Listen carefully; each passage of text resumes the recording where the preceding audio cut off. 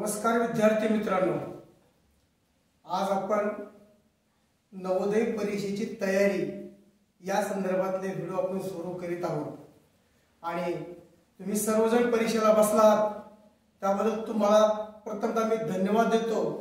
परंतु ही परीक्षा तशी अवघडच आहे, केल्यानंतर खूप सोपी सुद्धा आहे। म्हणजे आपल्याला खूप कष्ट घ्यावं लागणार आहे आणि या परीक्षेचं स्वरूप काय असतं किंवा जो अभ्यासक्रम आपला आहे तो अभ्यासक्रम शिकण्यापूर्वी आपल्याला बेसिक शिकणं खूप महत्त्वाचं असतं। तर या संदर्भात आपण आज सुरुवात करणार आहोत। प्रथमतः परीक्षेचं स्वरूप तुम्हाला मी सांगणार आहे। स्वरूपानंतर तुम्हाला जो मॅथ्सचा आपला घटक आहे गणित विषय, त्या गणित विषय किंवा गणित विषयाचं अंकगणित म्हणतो पण अंकगणिताचं जे बेसिक आहे सुरुवातीचं ते बेसिक आपण सुरुवातीला घेणार आहोत आणि नंतर आपण अभ्यासक्रमाला सुरुवात करणार आहोत। तर मित्रांनो, नवोदय परीक्षा 2026 पाठीमाग 25 ला आपली एक्झाम काही मुलांनी दिलेली आहे, परंतु त्या परीक्षेमध्ये किंवा त्याच्या असलेल्या पुस्तक अभ्यासक्रमामध्ये आणि आता चालूच्या अभ्यासक्रमामध्ये बराच फरक करण्यात आलेला आहे। त्यामुळे आपल्याला तयारी खूप करावी लागणार आहे, भरपूर मेहनत घ्यावी लागणार आहे। प्रकरण बदललेले आहेत, अभ्यासक्रम बदललेला आहे आणि बदलत्या अभ्यासक्रमात आपल्याला टिकणं खूप गरजेचं आहे। मित्रांनो, या परीक्षेसाठी आपला वेळ असतो 2 तास। त्या 2 तासाची विभागणी कशी असते तर 2 तासामध्ये आपल्याला एका पेपरमध्ये प्रामुख्याने आपल्याला 3 विषय सोडवायचे असतात। जो पहिला विषय आहे विभाग पहिला म्हणतो आपण त्याला मानसिक क्षमता चाचणी। जी आपली मानसिक क्षमता काय आहे, बुद्धिमत्ता आपला काय आहे हे पाहिलं जातं या चाचणीच्या माध्यमातून। एकूण प्रश्न 40 प्रश्न आपल्याला विचारले जातात आणि त्याला गुण असतात 50 गुण आणि वेळ असतो आपल्याला 1 तास म्हणजे 60 मिनिटे। बघा, सगळ्यात स्कोर करणारा विषय म्हणजे मानसिक क्षमता चाचणी आहे। याच्याकडे आपण जर बारकाईने चांगलं लक्ष जर केंद्रित केलं आपण तर निश्चित आपण याच्यामध्ये पैकीच्या पैकी मार्क्स पाडू शकतो आणि आपला स्कोर उचलण्यासाठी हे खूप आपल्याला मदत करणार आहे। त्यानंतर दुसरा विषय आहे विभाग 2 अंकगणित। अंकगणितामध्ये 20 प्रश्न असतात आणि त्यासाठी गुण तुम्हाला दिले असतात 25 गुण। प्रश्न 20 असतात, गुण असतात 25 आणि वेळ असतो आपल्याला 30 मिनिटे। म्हणजे अर्धा तास आपल्याला फक्त अर्धा तासामध्ये गणित विषय हा संपवायचा आहे। त्यानंतर तिसरा विभाग आहे भाषा। भाषा म्हणजे मराठी। तर या भाषेवर आपलं प्रभुत्व असणं गरजेचं आहे, या भाषेचं ज्ञान आपल्याला गरजेचं आहे, कारण जसा मानसिक क्षमता चाचणी आहे तसेच भाषा विषय हा स्कोर करण्याला आपल्याला मदत करणार आहे। तर हा भाषा विषय प्रश्न असले एकूण 20 प्रश्न असतात आपल्याला आणि त्याचे गुण ही 25 असतात आणि वेळ सुद्धा 30 मिनिटाचा असतो। म्हणजे एकूण मानसिक क्षमता चाचणीला 1 तास म्हणजे 60 मिनिटे, त्यानंतर अंकगणिताला 30 मिनिटे वेळ आणि भाषेला 30 मिनिटे वेळ असा आपला 2 तासाचा पेपर आपल्याला सॉल्व्ह करायचा आहे, सोडवायचा आहे। तर मित्रांनो, आपण हे शिकण्यापूर्वी आपल्याला सुरुवातीला बेसिक असणं माहित आहे, बेसिक महत्त्वाचं असतं। हे बेसिक आपल्याला येणं खूप गरजेचं आहे। आजच्या पाठामध्ये आपण मी तुम्हाला शिकवणार आहे जे अंकगणित आहे। या अंकगणितामध्ये बेरीज, वजाबाकी, गुणाकार आणि भागाकार आपण शिकले, पहिलीपासून आपण शिकत चाललोय। परंतु त्यामध्ये येणारे जे चिन्ह आहेत त्या चिन्हातील घोळ खूप मोठा असतो की त्याचा पूर्ण अर्थ बदलून टाकतो। तर अशा चिन्हांचा घोळ कसा काढायचा, कसा शोधायचा हे आपण आजच्या व्हिडिओच्या माध्यमातून मी तुम्हाला सांगणार आहे। व्हिडिओ शेवटपर्यंत पहा, निश्चित आपल्याला खूप ज्ञान देऊन जाणारा हा व्हिडिओ आहे आणि आपण हे बारकाईने जर पाहिला आणि त्याचा फॉलोअप जर केला तर आपले मार्क्स कुठेही कट होणार। कारण प्रत्येक संबंध हा प्रत्येक प्रकार संबंध हा बेरीज, वजाबाकी, गुणाकार, भागाकार याच्याशी संबंधित आहे। त्यामुळे हे येणं खूप गरजेचं आहे। तर मित्रांनो, आपण सुरुवात करूया अंकगणितासाठी। त्यासाठी आपण बेरीज आणि वजाबाकीचे नियम आपण पाळणार आहोत। बेरीज आणि वजाबाकी नियम. मित्रांनो, आता तुम्ही म्हणताल की आम्ही बेरीज पहिलीपासून शिकत आलो आहे, वजाबाकी पहिलीपासून करत आलो आहे, ह्यात काय विशेष काय आहे, नाविन्य काय आहे? तर खूप नाविन्य आहे. हेच आपल्याला या पाठाच्या माध्यमातून आपण शिकणार आहोत. त्यासाठी आपल्याला काय करायचं आहे, टेबल तयार करायचं आहे. समजा साधारणतः मी टेबल तयार करतो.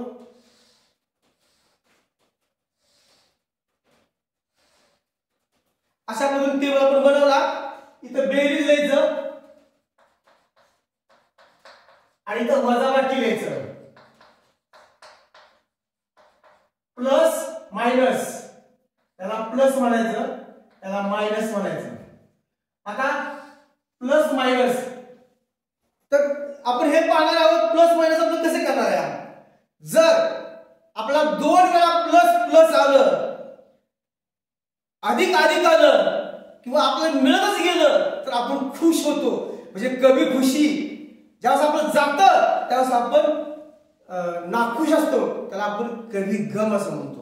आता बघा, प्लस प्लस असं जर 2 वेळा आलं तर त्याला आपण काय म्हणतो, खुश झालं म्हणतो आपण. कभी खुशी, त्याला आपण गोल जर केला आपण असं तयार, हा खुश झाला. त्यानंतर दुसरा घटक काय, वजाबाकीमध्ये काय असतं की बेरीज आणि वजाबाकी येते. काही वेळेस जमा होतं, काही वेळेस जातं या, त्यावेळेस आपला चेहरा पडलेला असतो आणि तो पडलेला चेहरा आपण या चिन्हाच्या रूपाने आपण दाखवू शकतो. ज्यावेळेस आपण तोंडाला आकृती वर घेतो त्यावेळेस आपण खुश असतो, ज्यावेळेस आपण तोंड पडलेलं असतं त्यावेळेस आपण नाखुश असतो. हे लक्षात ठेवायचं. बेरीज बेरीज आली म्हणजे की आपण खुश आहे, आणि अधिक वजा म्हणले की नाखुश आहे. येतंय पण जातंय तेवढंच त्याला आपण म्हणतो, आपण त्याला काय म्हणतो, नाखुश असं म्हणतो. त्यानंतर अजून आपल्याला काय करू शकतो, आपण याच्यामध्ये अजून ऍडिशनल वाढवू शकतो की खुशी आपल्याला अजून कधी येऊ शकते, मिळू शकते. जर समान दोन चिन्ह आली, प्लस प्लस जसे आले समान, तसं मायनस मध्ये समान चिन्ह जर आलं तरी सुद्धा आपल्याला खुश होतो आपण.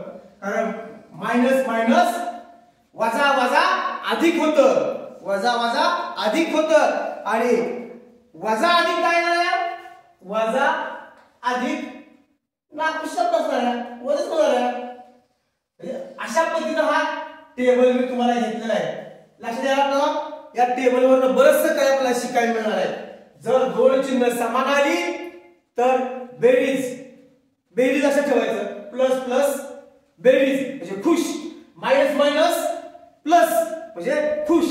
तर प्लस मायनस आलं म्हटलं, आलं गेले, आलं गेलं, आलं गेलं म्हणजे काय राहत नाही.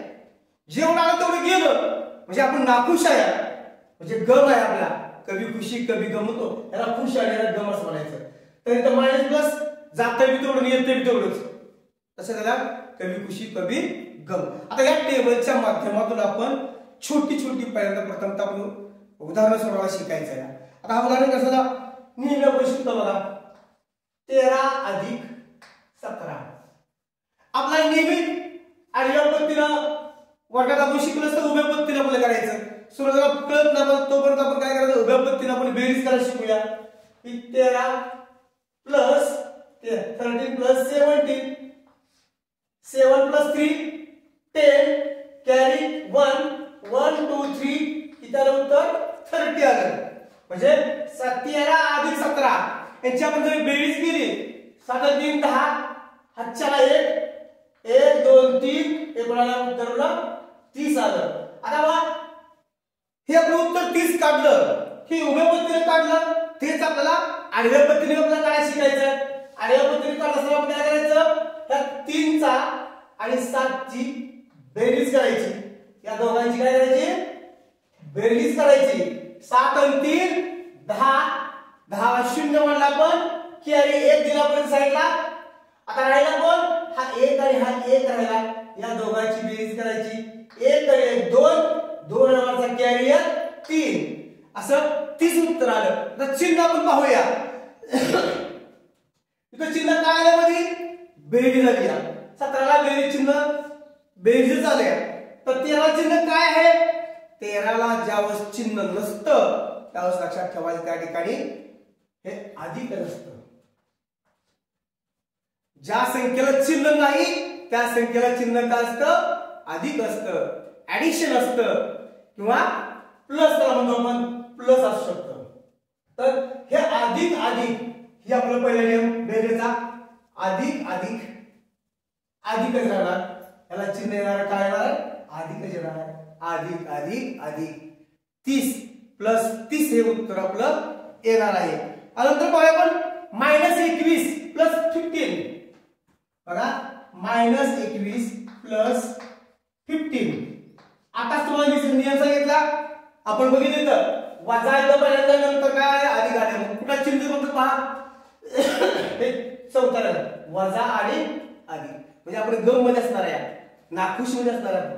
म्हणजे काय अधिक वजा काय होतं? वजाच होतं. ह्या दोघांची काय करायची आपल्याला? वजाबाकी करायची आपल्याला. आणि ती वजाबाकी आपली काय ती पाहायचं. आता हे लक्षात घेतलं आपण साईडला काय करायचं? उभ्या पत्तीने करायचं. -21 प्लस 15 15 21 वजा 21 अधिक 15 अधिक वजा काय होणार आहे? वजा होणार आहे. मग आपण याची वजाबाकी करायची. 21 मधनं 15 गेले किती राहिलं? 6 राहिलं. आता चिन्ह आपल्याला पाहायचं आहे. त्यात 21 मोठं आहे की 15 मोठं आहे? तर 21 मोठं आहे. 21 चिन्ह काय आहे? वजा आहे. मग 21 चिन्ह जे वजा आहे ते मोठ्या मला चिन्ह येणार उत्तराला लिहायचं. म्हणजे वजा 21 अधिक 15 बरोबर काय आलं?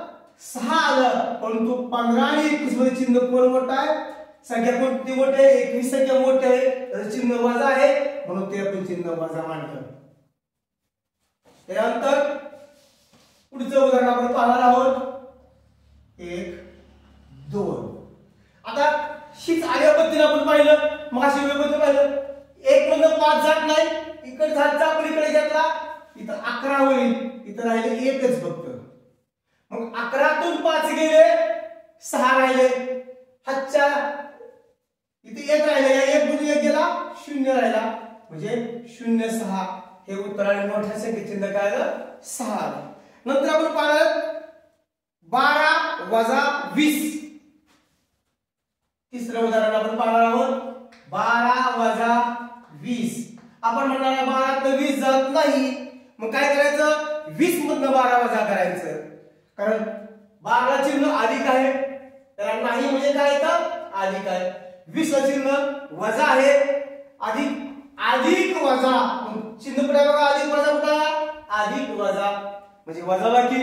अधिक वजा काय येणार आहे? वजा येणार आहे. तर त्या दोघांची काय होणार आहे? वजाबाकी.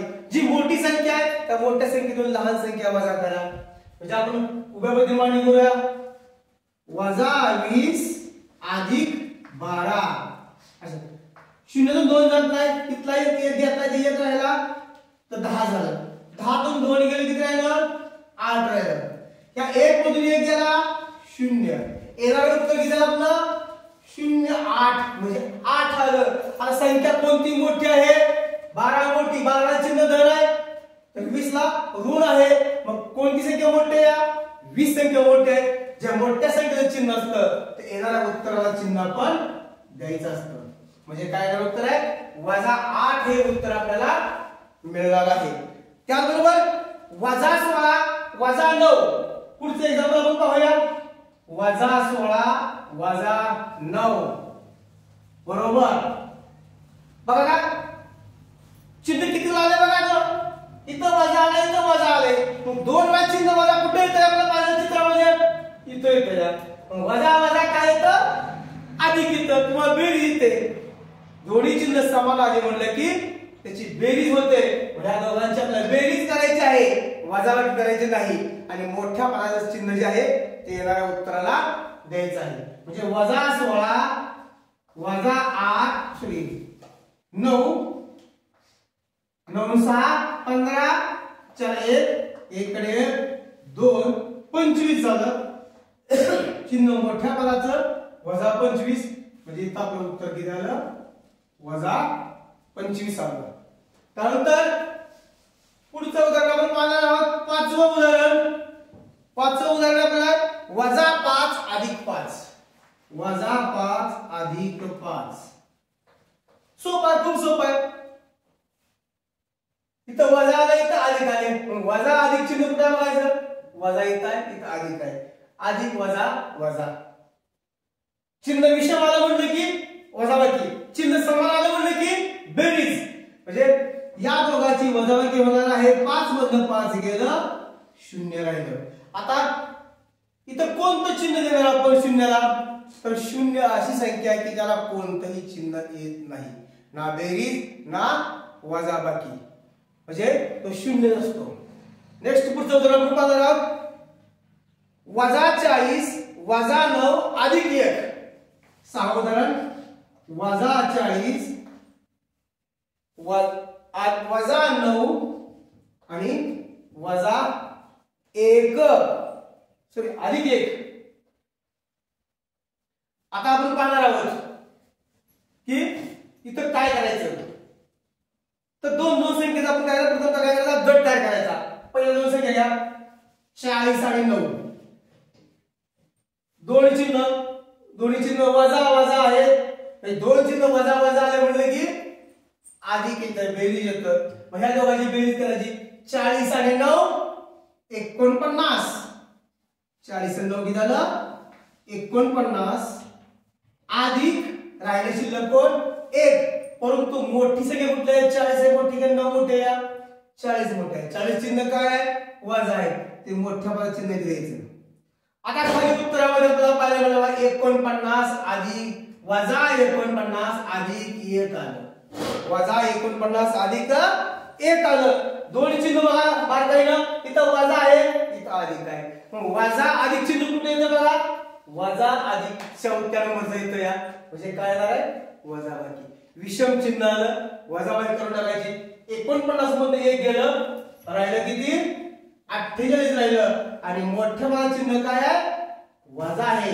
तर अशा पद्धतीनं आपण बेरीज वजाबाकी शिकलो आहोत.